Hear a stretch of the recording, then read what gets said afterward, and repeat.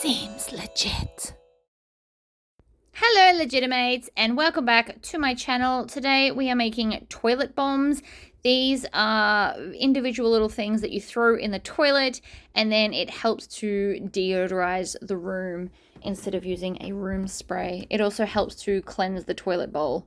So to make them is really easy. You need a bowl to mix them in, some silicone molds. I get all fun different shapes because it's fun to make fun shapes, but whatever. A measuring cup, mine is a half a cup. And you'll need citric acid. I've got 2 containers because I need to make a lot. Hydrogen peroxide and bicarb soda. And of course, essential oils. I plan on using lemon and peppermint today. So we are going to put in 1 cup of bicarb soda and then both the containers of the citric acid. You can see I need to do 2 half cups. You can just get a bigger cup if you want to. Now, I should have opened these first. I also realized about halfway through that you can actually just pop the whole top off since I'm emptying the entire container. Now, all of these ingredients can be found at your local supermarket. Well, I assume so. I'm pretty sure they all carry that. The hydrogen peroxide is in the first aid aisle. The citric acid and bicarb soda are in the baking aisle. Essential oils, I got my little box of 36 different scents online. But you can also find essential oils in like discount variety stores as well. So I'm doing about 5 drops of the lemon and the peppermint. It will make them quite strong, but I want it to smell nice. And then we just put in a tiny bit of the hydrogen peroxide and smush it all together. The idea is we want it, when we squish it, to hold together. So we need a bit more. Now, if you don't want to use hydrogen peroxide, you can just use water. The hydrogen peroxide will make them bubble up a little bit.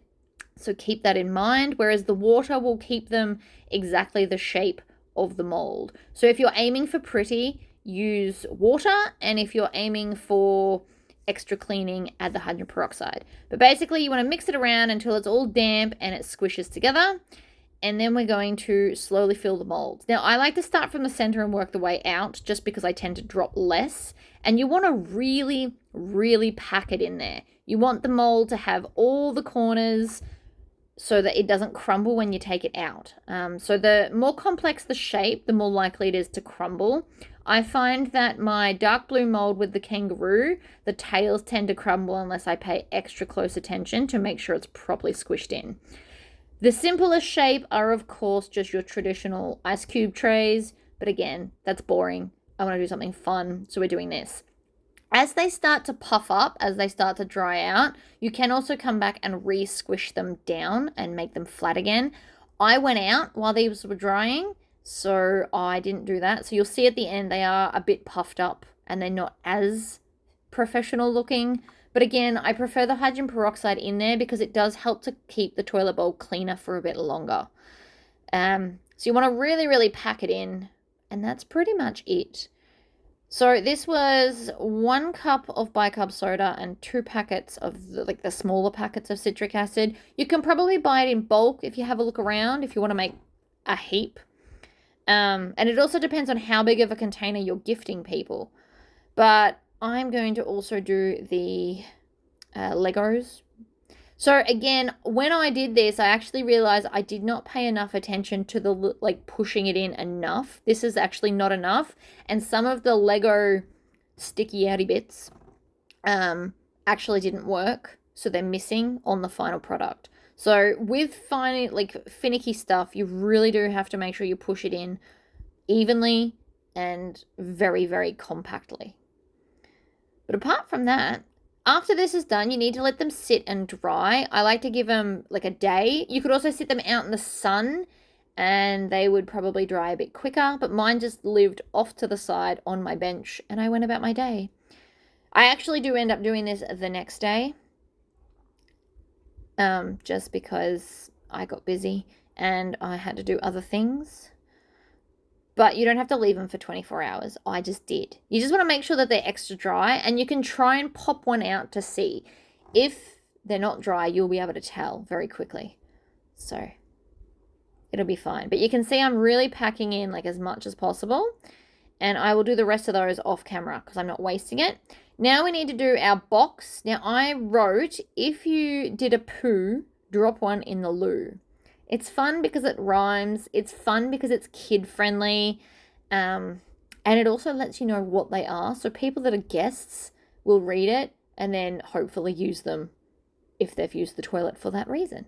So I've just typed it out, and this mat is very dirty. I need to clean it, which is why I've moved it so far down.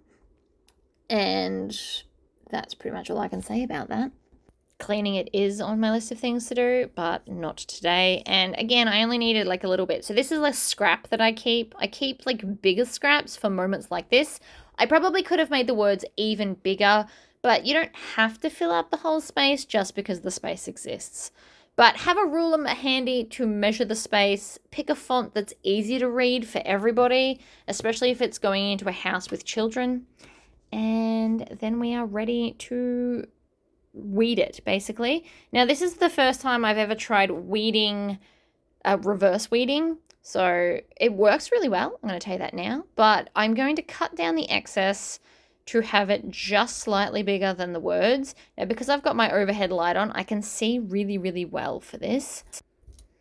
I'm also speeding it up double time because you get the idea, but I've just cut a piece of transfer tape and I'm using my ruler to kind of score it on there. And you want to do the front and the back. You do both sides to make it really stick, and then you just peel off the backing and throw it out.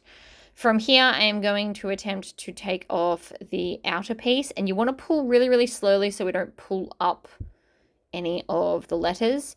And I always like to do it from the bottom edge. I find that, I don't know why, but from the bottom always tends to pull it up better and easier. So with that said, we're just going to slowly pull it. Obviously, I went half as slow as this because this is up to double time speed. But I also had nothing come off, which was amazing. And then I'm going to use my sewing awl to pull out the centers of the O's, is pretty much most of them, and then stick it to the back of the rubbish, and that way I don't have bits floating everywhere. It's a way to be neater without owning one of those weeding rings or anything. You don't have to have them. I do have one, I just don't know where it is. But this works just as well. So I flipped it over, I'm holding it in place with my ring finger, and then just sticking all the other bits on so that they don't get in my way. Then we're going to take the box, line it up roughly in the center, and then I'm going to again use my ruler, but if you've got like something normal to use, that's fine too, and just push it down so it's going to stay, and then slowly peel off that tape, and it is fabulous. Put the lid on, let's go fill it up. All right, final time to fill it up. You can see these have puffed up a little bit, and they also will get a bit crumbly. Don't stress about that. Just go throw it in the toilet when you're finished. If you wanted to make them neater, you could always cut off the bit that has puffed up to make them look more professional. My brother won't care, so we're going to leave them like that. If you don't want them to puff up, again, just use water, but I think they come out really, really well. So you want to fill the container up as much as possible, but make sure that you don't overfill it and then try and squish the lid on because you'll just make them crumble. They are very, very hard and hollow sounding, but they are still crumbly if you try.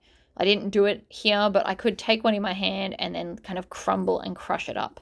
So don't jam the lid on. Make sure that it's as full as it can be without being overcrowded. Here's one that I did in a robot mold. That one turns out it won't fit. I'm going to take it out in a sec. But that's pretty much it, guys.